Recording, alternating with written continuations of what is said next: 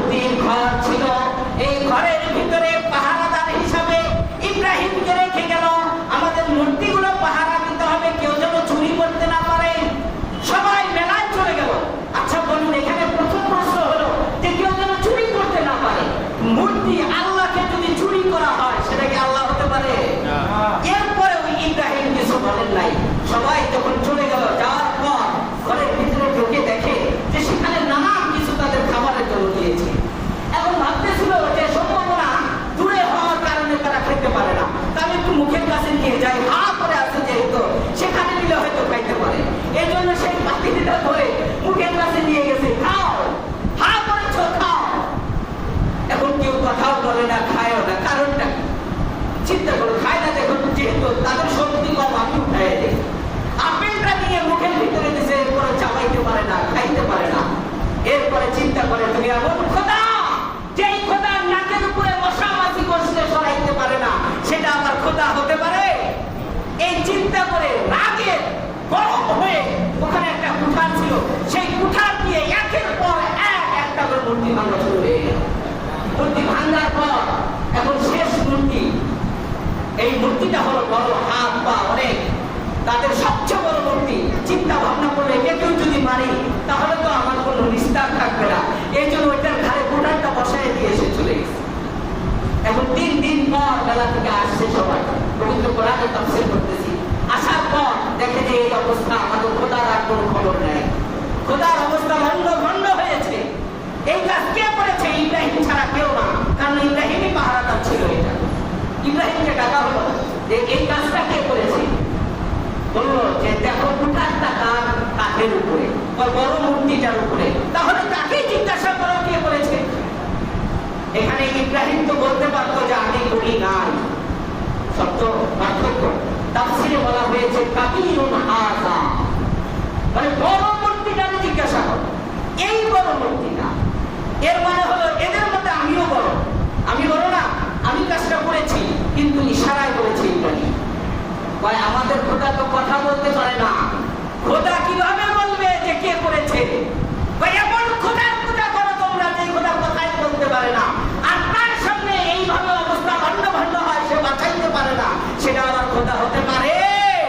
কখনো না। এখন আদর বুঝতে পারলো ছেলে আমার বেকায়দা। এই জন্য নমরুদের কাছে বিচার, বাবাই দিল বিচার সন্তানের জন্য। এখনো দেখবেন এক শ্রেণীর মানুষ আছে, হক কথা বলতে গেলে বাবার সাথে ঝগড়া লাগে, ঠিক কিনা বলে? এখনো লাগে। নমরুদ বলল এভাবে তাকে রাখা যাবে না, অবশ্যই এই ছেলেটাও ওই ছেলে হতে পারে যেই ছেলের ব্যাপারে তারকাগুনি পণ্ডিতরা বলেছিল তোমার রাজত্ব ধ্বংস করবে। সুতরাং তাকে নিক্ষেপ করো কোন একটা কূপের ভিতরে। হাত পা বেঁধে ইব্রাহিমকে নিয়ে অন্ধকার এক জঙ্গল, বিরান কূপ, সেই কূপের ভিতরে নিক্ষেপ করবে। ইব্রাহিম তার জমানা বলেছিল, বাবা তুমি আমাকে ছেড়ে দাও, আমি দেশ ছেড়ে চলে যাব, কোনোদিন আর আসবো না, কিন্তু আমাকে কূপের ভিতরে নিক্ষেপ করবে। কিন্তু বাবা হয়ে তার হাত পায়ের রশি বেঁধে যখন নিক্ষেপ করবেন, ঠিক এই মুহূর্তে আল্লাহ রাব্বুল আলামিন গায়েব থেকে জিবরাইলকে বলে, জিবরাইল যাও, কূপে পড়ার আগে তুমি পাক সেজে আমার বন্ধুটাকে হেফাজত করো। বলে ইব্রাহিমকে কূপের ভিতরে নিক্ষেপ করা হবে। ইব্রাহিমকে নিয়ে যখন প্রস্তুতি নেওয়া হলো কূপের ভিতরে নিক্ষেপ করবে, ঠিক এই মুহূর্তে জিবরাইল আলাইহিস সালাতু ওয়াস সালাম হিংস্র একটি বাঘ হয়ে কূপ থেকে সামনে দাঁড়িয়ে গেল। যখন নিক্ষেপ করা হলো ইব্রাহিমকে, সবাই খুশিতে আনন্দে চিত্তে মেতে উঠল, কিন্তু ইব্রাহিম আলাইহিস সালাতু ওয়াস সালাম বাঘের পিঠে সওয়ার হয়ে ওখান থেকে আওয়াজ দিয়ে বলল, আমার ওই আসমানের মালিক আমাকে হেফাজত করেছে। আবার এই শব্দ শোনার পর নমরুদ বলল, সন্তান এটা মারা যায় নাই, এখনো ভিতরে রয়েছে, তাকে উঠাও। আবারও উঠানো হলো। সবাই মিলে চিন্তার মধ্যে পড়ে গেল, এই সন্তানটাকে এইভাবে রাখা যাবে না, অবশ্যই একদিন আমাদের শত্রু হয়ে দাঁড়াবে। নমরুদ চিন্তা করলো কি করা যায়, তাকে কি করা যায়। পুরা এক শয়তান, ইবলিস শয়তান নমরুদের কাছে চলে এসেছে। আসার পর বলতেছে, মহারাজ আমি একটা পরামর্শ দিতে পারি যদি আপনি রাজি থাকেন। সেই দরবেশ এক শ্রেণীর মানুষ দেখবেন পাগড়ি টুপি পরে গাড়ির ভিতরে চিন্তা করে কিনা বলে। আমি কোনো কথা অবাস্তব করার চেষ্টা করি না। দেখবেন দরবেশ হলেই যে দরবেশ এটা না, পোশাকেই দরবেশ আছে এমন। সেই রকম বুজুর্গ সেজে আসার পর বলতেছে আমার একটা আইন হলো, আমার একটা পরামর্শ হলো, আপনি আগুনের একটি স্তূপ করুন, আগুনের স্তূপ। এই স্তূপের ভিতরে তাকে চরক দিয়ে ফেলেন। এরপরে 1 মাস যাবত বিভিন্ন জায়গা থেকে লাকড়ি কাঠ জমা করে তেল পেট্রোল যা আছে সবকিছু মিলে বিশাল এক স্তূপ করল। সেই স্তূপের ভিতরে ইব্রাহিমকে নিক্ষেপ করা হবে। কিভাবে নিক্ষেপ করবে? আগুনের কিন্তু একটা সাপ আছে, জিহ্বা আছে। এই জিহ্বাটা অনেক দূর পর্যন্ত ধাওয়া করে আগুন যখন জ্বালাবে। এর কাছে থেকে তো তাকে নিক্ষেপ করার কোনো সুযোগ নাই। এই জন্য সেটার জন্য নমরুদ চিন্তায় পড়ে গেল। এই মুহূর্তে আবারও পরামর্শ দিল, এটা ফালানোর সহজ একটা পন্থা হলো কোনো গাছ বা চরক, সেই চরকের ভিতরে তাকে বেঁধে দিয়ে দূর থেকে নিক্ষেপ করা হবে। কোনো বিল্ডিং থেকে বা গাছ থেকে নিক্ষেপ করা হবে। গ্রামগঞ্জে দেখবেন যে কল আছে না, খেয়াল যেটা বলা খড়টা, এটা উঠানোর জন্য একটা চরক করা হয় কিনা বলে, দূর থেকে উঠানো যায়, সম্ভব হয়। এইরকম পরামর্শ দেওয়ার পর তারপরে নমরুদ এই কাজটাই করলো। কিন্তু সেখানে চরকে যখন বেঁধে দেওয়া হলো ইব্রাহিমকে বাঁধার পর যখন বারবার উঠানোর চেষ্টা হচ্ছে, এই মুহূর্তে জিবরাইল তার বল নিয়ে ইব্রাহিমের ঘাড়ের উপরে বসে গেছে। বলেন না সুবহানাল্লাহ। যতবার চেষ্টা করে ইব্রাহিমকে নিক্ষেপ করবে, কিন্তু উঠানোর শক্তি হয় না, কারণ ওখানে আল্লাহর কুদরত শুরু হয়েছে। ইন্না কায়দা আযীম, আল্লাহর সবচেয়ে বড় কায়দা শুরু হয়েছে। এটা নিয়ে আবার নমরুদ চিন্তিত, কিভাবে পালাবো তাকে। আবার পরামর্শ দেওয়া হলো, এখানে হতে পারে ওই যে আসমানের রহমতের কিছু ফেরেশতা এসেছে, সেও বলে আসমানের রহমতের ফেরেশতা এসেছে। কথা বুঝেন, শয়তান অবশ্য। কি করা যায়? করার একটাই উপায় হলো এখানে কিছু নর্তকী আনতে হবে, বেহাইয়াপনা করতে হবে, নাচ গান করতে হবে, আর তাদেরকে পুরস্কার স্বরূপ কিছু দিতে হবে। এই জন্য প্রত্যেকের কপালে একটা করে টিপ করতে হবে। বর্তমান যে মা বোনেরা টিপ ব্যবহার করে, মনে রাখবেন ফতুয়া, এটা হলো সেই নমরুদের টিপ। যারা ব্যবহার করবে, মুসলিম জাতির একটা টিপ হতে পারে না, হিন্দুরা ব্যবহার করে।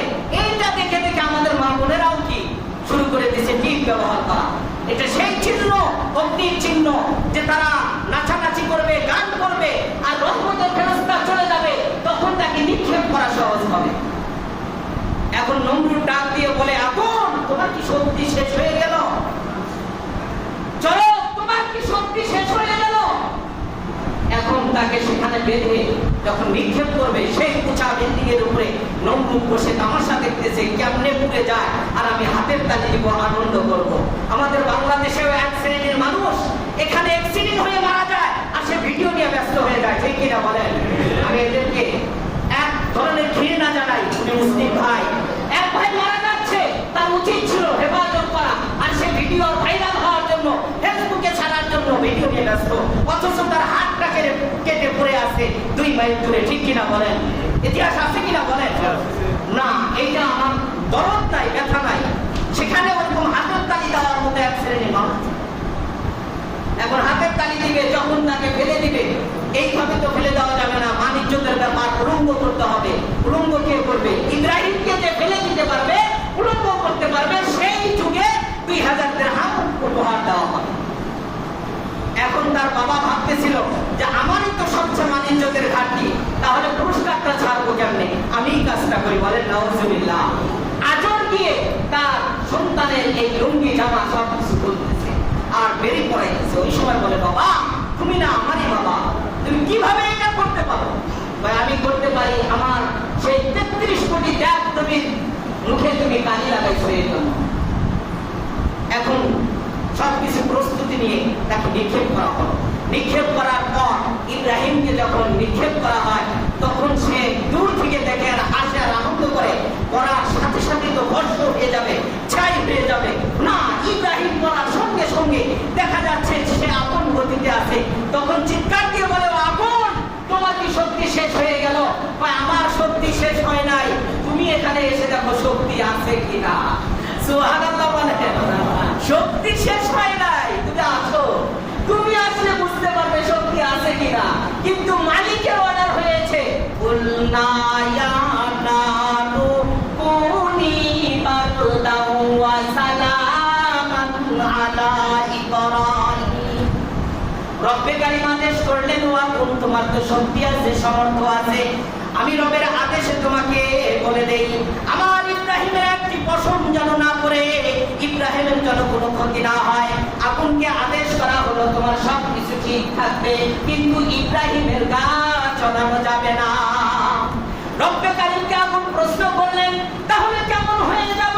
মালিক বলেন, তুমি শান্ত হয়ে যাও, এমন শান্ত হয়ে না, এমন ঠান্ডা হয়ে না আমার বন্ধু যেন শীতে কম্পিত হয়ে যায়, আবার এমন গরম হয়ে না আমার বন্ধু যেন কষ্ট হয়ে যায়। সালামান আলা ইব্রাহিম, এয়ার কন্ডিশন হয়ে যাও, এয়ার কন্ডিশন হয়ে যাও।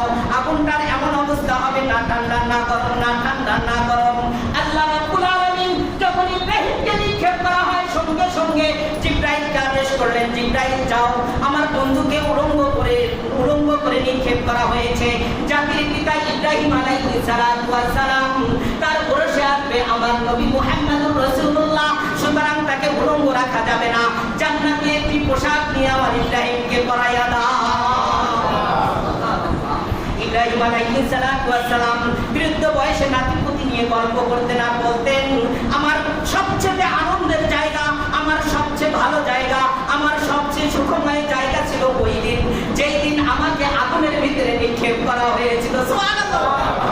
ওই দিনই সবচেয়ে আনন্দের জায়গা ছিল। সঙ্গে সঙ্গে পড়ার আগে সেই বালিশ আর আনন্দের বিছানা, রেশমি তুলার সেই পোশাক তাকে পরিয়ে দিয়ে আগুনের ভিতরে আল্লাহ রাব্বুল আলামিন 40 দিন রেখেছিলেন। সুবহানাল্লাহ বলেন। 40 দিন পর বের হয়ে সে তো সবকিছু তছনছ, নিজ গতিতে সে যাইতে থাকে। আল্লাহ রাব্বুল আলামিন তার রাস্তা দেখায় এবং সে চলে যায় ব্যাবিলিয়ান ছেড়ে, ইরাক ছেড়ে, মুলকে শাম বর্তমান ফিলিস্তিন, সেই ফিলিস্তিনের প্রদেশ কেনানের ভিতরে সে চলে যায়। জিবরাইলের মাধ্যমে একটি ঘর তৈরি করা হয়, সেই ঘরের ভিতরে থাকেন, তার নাম হলো বাইতুল মুকাদ্দাস। কি নাম? বাইতুল মুকাদ্দাস। আল্লাহ আমাদের বোঝার তৌফিক দান করুন এবং আমল করার জন্য তৌফিক দান করুন। ইব্রাহিম শুধুমাত্র এই কষ্ট পেয়েছে একটাই কারণ, কুফরি করে নাই, শিরক করে নাই। আমরা কুফর থেকে শিরক থেকে বাঁচবো। আল্লাহ আমাদের হেফাজত করুন। যারা সুন্নাত